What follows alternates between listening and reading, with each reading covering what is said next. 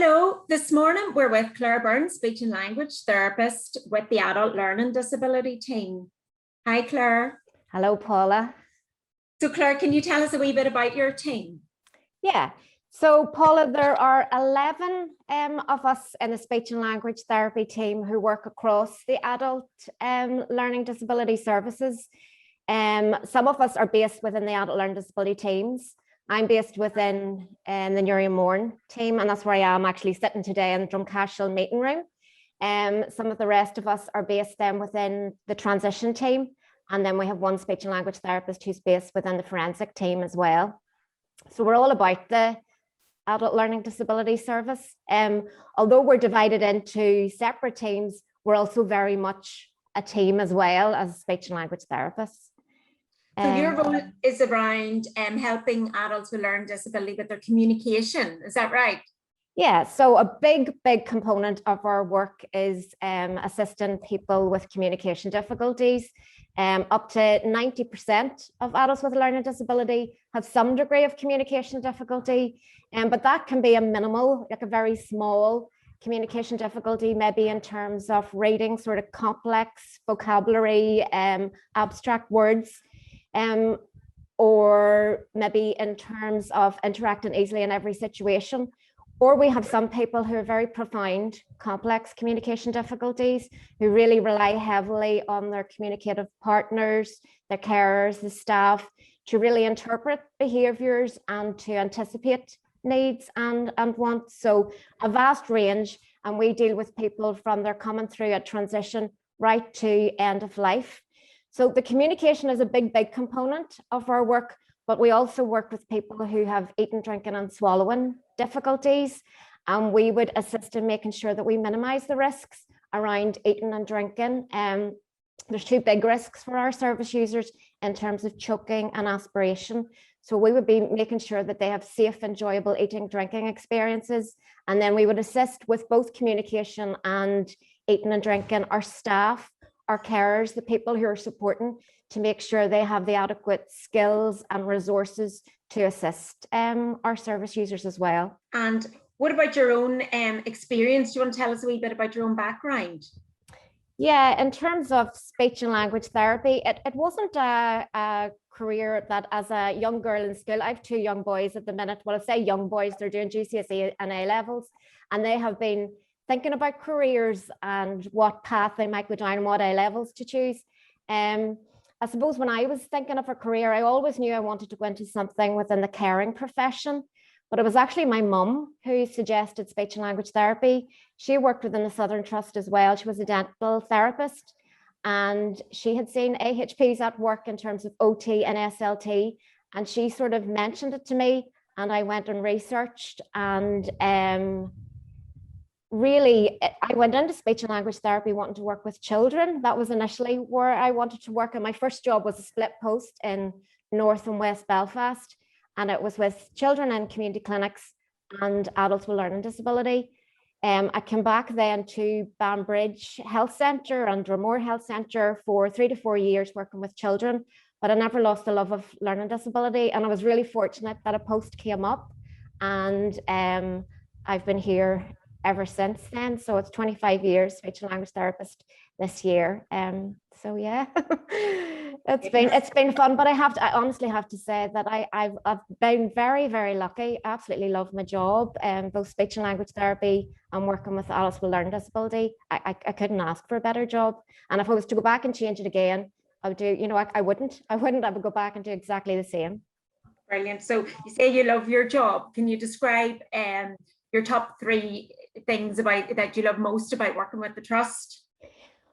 The Southern Trust, I think there's lots of opportunities, definitely both within speech and language therapy and within adult learning disability, for quality improvement, for leadership, service development, and I've been fortunate to have amazing team leads, heads of service, who've promoted that and encouraged that. And I think we're quite a creative team within speech and language therapy. And I think there is that drive and innovation, but I can definitely see that within the Southern Trust as a whole. I think the one thing I would say that we aren't always good at is maybe selling that and showing what we do. I think we're quite humble. We don't always show how good we are, but we're doing excellent pieces of work.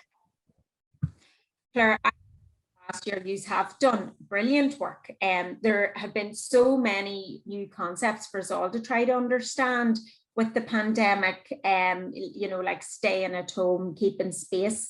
What has it been like helping people with learning disability to understand and adapt? I think you're right, Paula. I think we all struggled to understand, and things changed so quickly. I think at the start of the pandemic, with daycare closing, with supported living residential homes not being, you know, letting visitors, you know, maybe come in, there were huge changes for our service users with a learning disability. And what we tried to do was to make sure that they had accessible resources, to make sure that they understood what was happening. And certainly as well that we had resources there for staff, for carers, for families, to assist them in ensuring that information. So we did lots of great work. The coronavirus DVDs, which you kindly shared on, you know, on social media, that they were a great resource. And certainly we got a lot of feedback, both regionally and nationally, as well, about how beneficial they were. So a lot of DVDs were produced, a lot of easy read resources, a lot of social stories. We did a lot of big sort of generic pieces of information for the whole sort of population, but then we were doing specific pieces of work for individuals, because there was an awful lot of changes. But it was very challenging, but it was very it was good to see we got a lot of requests in, and I think it made people appreciate that if we were struggling to understand how difficult it was for our service users as well. And certainly our directorate would be very aware of our communication support needs for our service users, and everything, you know, we were sending out our easy read letters, anything that was going out to our families and carers also went out to service users. So we had to make sure that everybody was getting the same information at the appropriate time. I think we've all come to have some kind of understanding of how difficult it must be for those with communications issues over the last year. You know, we now all have to wear masks and try to communicate maybe through Perspex. You know, when we're going to shop, what is it like as a speech therapist trying to work wearing a mask? It is, especially for people working with learning disability, or people who are working with service users who have hearing impairment, or wee tiny children. It has been incredibly difficult. We know that a lot of the people that we work with who have difficulties in terms of their understanding, they rely heavily on facial expression, body language.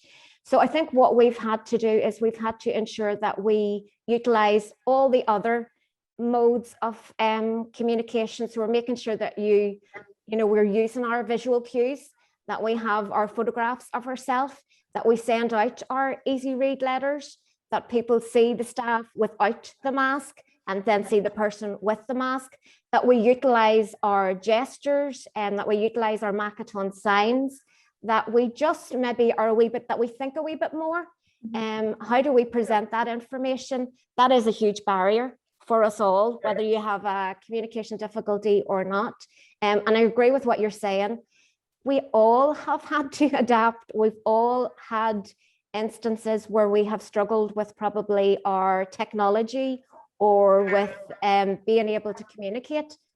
And we've been able to adapt, and we've made modifications. So what we would be hoping that maybe people appreciate what it might be like, or what it is like. We've had it on a very small scale, difficulties in terms of communicating, or maybe hearing within a Zoom meeting, or being able to say something, or being misinterpreted. But this is what our people with communication support needs might experience all the time.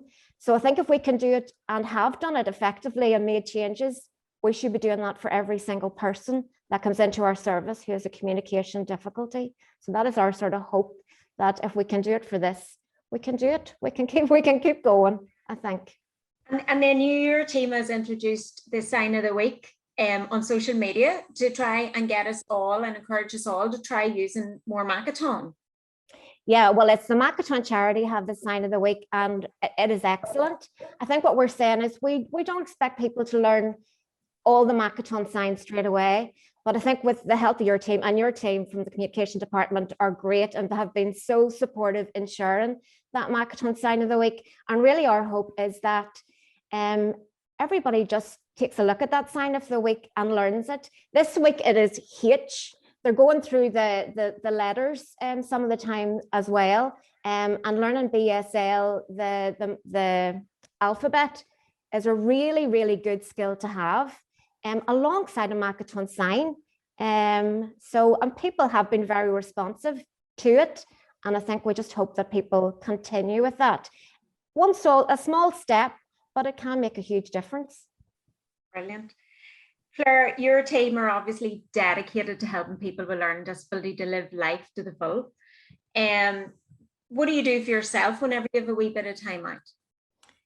I like to read.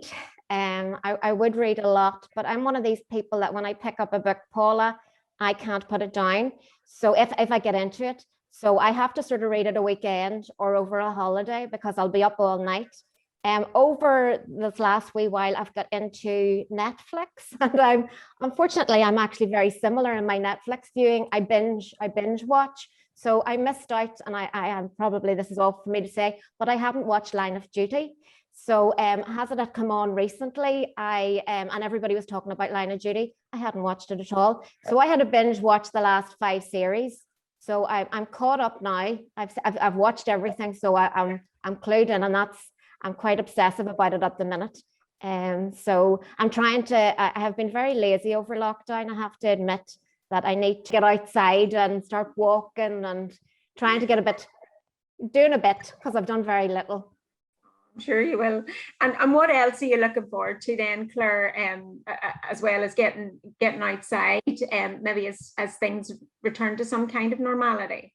I suppose personally, I would come from a very close-knit family, and we've had a lot of occasions, and as I'm sure everybody else has, that we didn't really get a chance to celebrate properly. Mum and Dad's 50th wedding anniversary, Mummy had her 80th birthday, we had a recent bereavement, and unfortunately we weren't able to send my aunt off in the way she really deserved. My daughter bought a house during lockdown and has moved in, her and her boyfriend, and we haven't had the housewarming yet, so that is something to look forward to. So I think it's those sort of family occasions.